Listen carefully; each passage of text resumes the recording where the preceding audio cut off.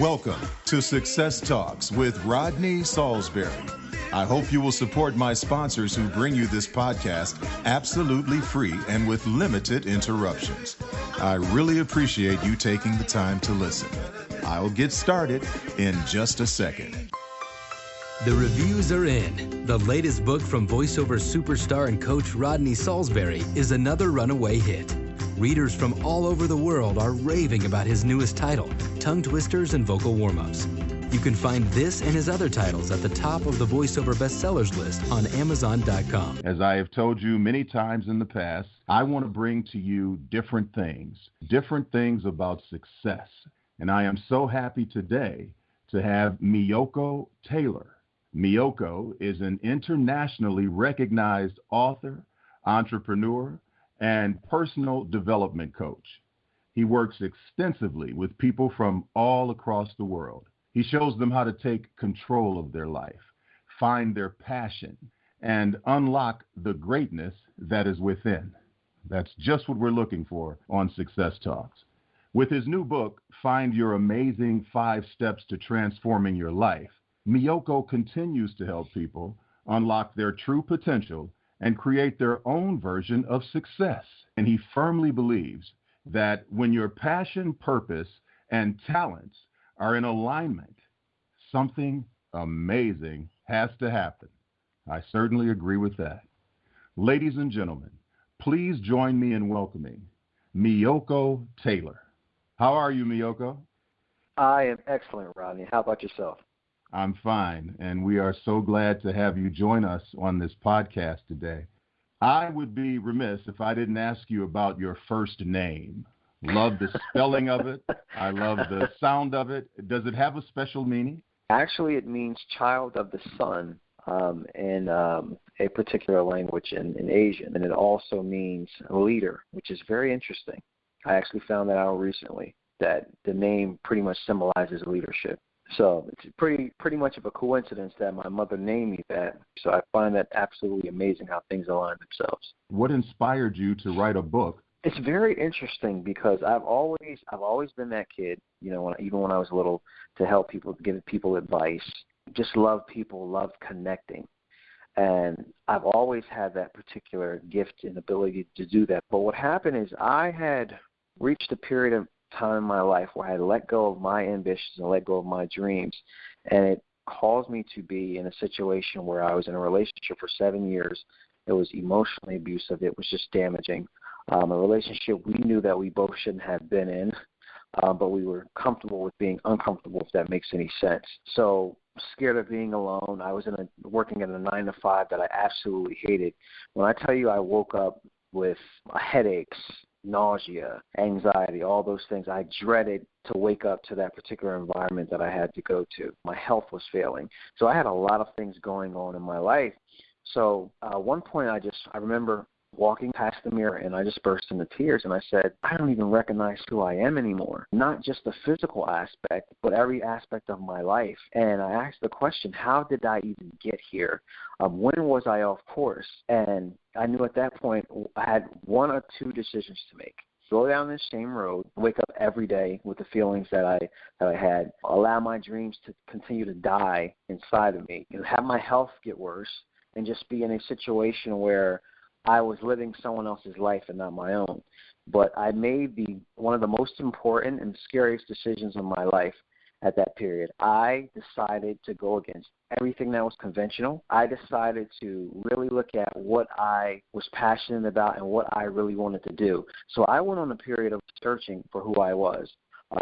So I went to a period of prayer and really going into self-discovery. I mean, I literally read probably 75 books in a year span. I mean, I went fanatical. And I just started looking into personal development and mindset because these were never things that were taught to me. I didn't know that your mind was that powerful that you can actually shift it in a way where success can be attracted to you.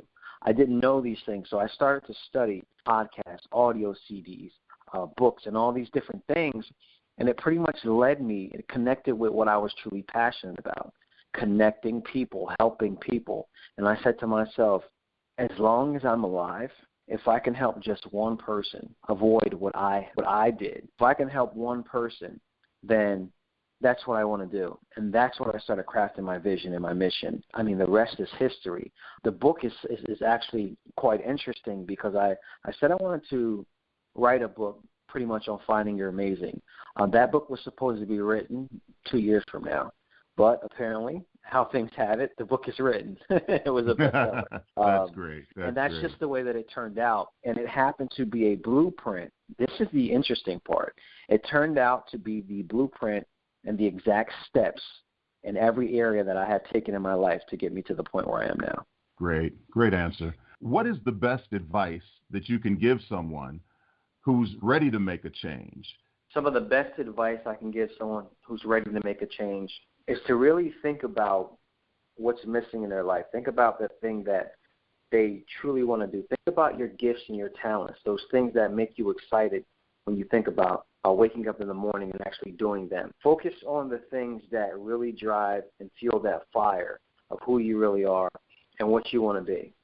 That's the first step to actually making a change, because you have to be aware of what is important to you, what makes you happy, and where you actually plan on going. Because once you have that, now you can start to design a strategy and design your life in a way where you're moving in that direction. So that's the important step.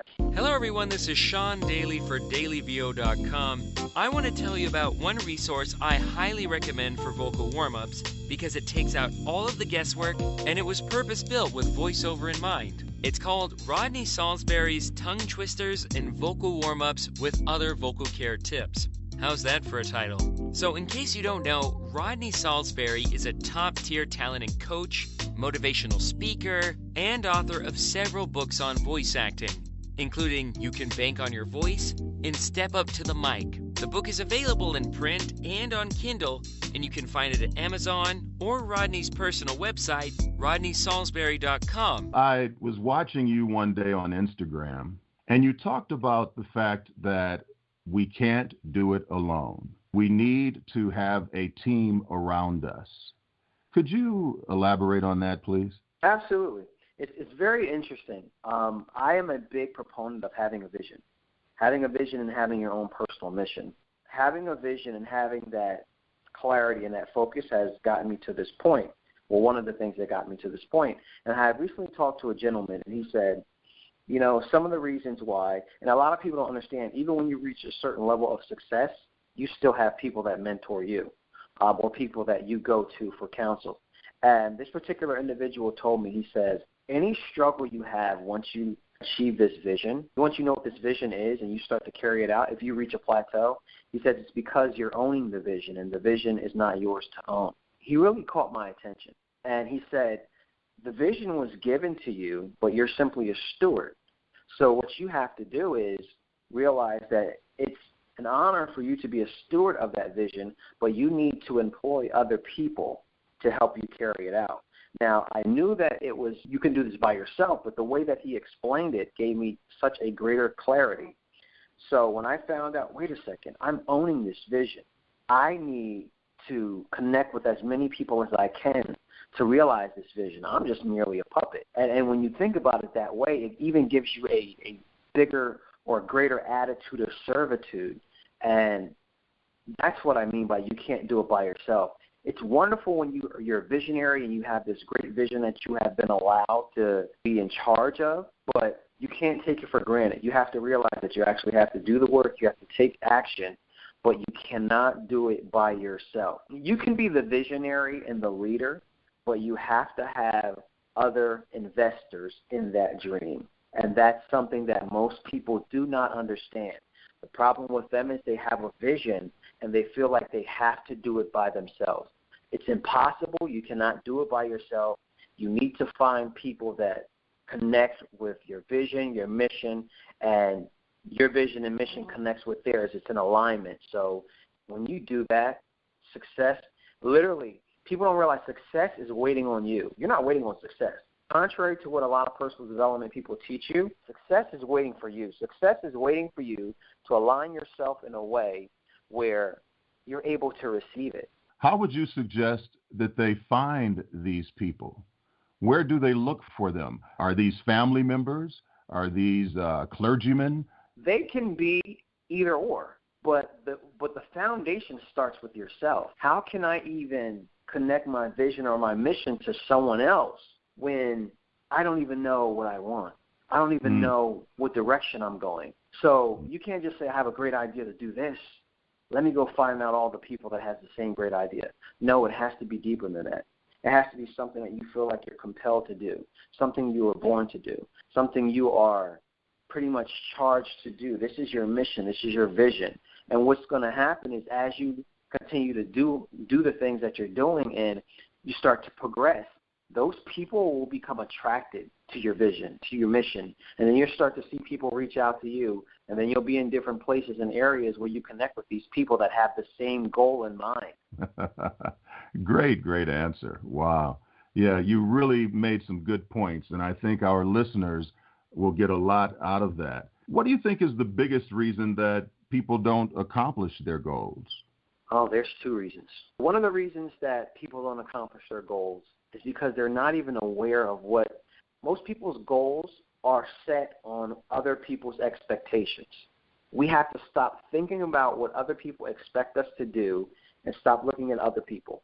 We really need to figure out what's important to us, what our idea of success is. Then we start from there. Once you figure that out, you can set a realistic and attainable goals for yourself. But it has to be something you really want to achieve, not anything that you see on TV that somebody else is recommending that you do. It has to come from the depths of who you truly are and what you want to accomplish. That's the first thing. The second thing is fear. F-E-A-R. Fear. It can be fear of failure. It can be fear of success, fear of making a mistake. Fear. Fear usually does it. Meiyoko, I promised you a short session today. I know you are a busy man. I want to thank you so much for joining us on Success Talks, and I look forward to speaking to you again. Meiyoko Taylor, you take it easy now. You do the same.